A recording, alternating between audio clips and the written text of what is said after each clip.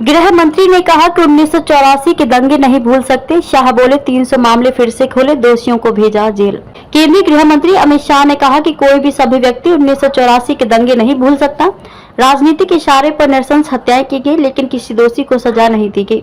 2014 में पीएम मोदी के सत्ता में आने के बाद दंगे के 300 मामलों को फिर से खोला गया और दोषियों को जेल भेजने की प्रक्रिया शुरू हुई। गृह मंत्री शाह ने दिल्ली सिख गुरुद्वारा प्रबंधक समिति की तरफ से आयोजित अभिनंदन समारोह में शुक्रवार को कहा कि मोदी सरकार ये तय करेगी कि जो भी मामले चल रहे हैं उनमें पीड़ितों को इंसाफ मिले।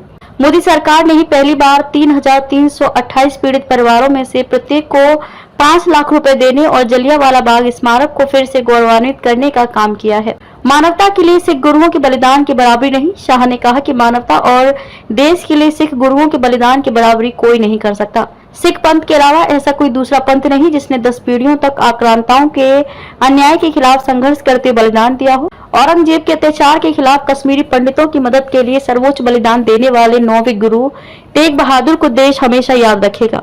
पीएम मोदी ने गुरु तेग बहादुर की स्मृति में लाल किले पर ठीक उसी जगह उत्सव मनाने का फैसला किया जहां उनकी शहीदी की घोषणा हुई थी। सिख कौम हमेशा सबसे आगे रही। दिल्ली सिख गुरुद्वारा प्रबंधक समिति की तरफ से आयोजित अभिनंदन कार्यक्रम को संबोधित करते हुए शाह ने कहा कि भारत की आजादी के आंदोलन मुगलों और अंग्रेजों के खिलाफ लड़ाई, विभाजन की विभीषिका या आजादी के बाद देश की सीमाओं को सुरक्षित करना हो। सिख कौम हमेशा सबसे आगे रही है। हमारा आजादी के संघर्ष का इतिहास सिख बहादुरों के बलिदान से भरा पड़ा है और देश के आजाद होने के बाद इसकी सुरक्षा के लिए भी सबसे अधिक बलिदान सिख पंथ के अनुयायी ही देते आए हैं। मातृशक्ति को सशक्त करने की परंपरा भी सिख पंथ ने दी।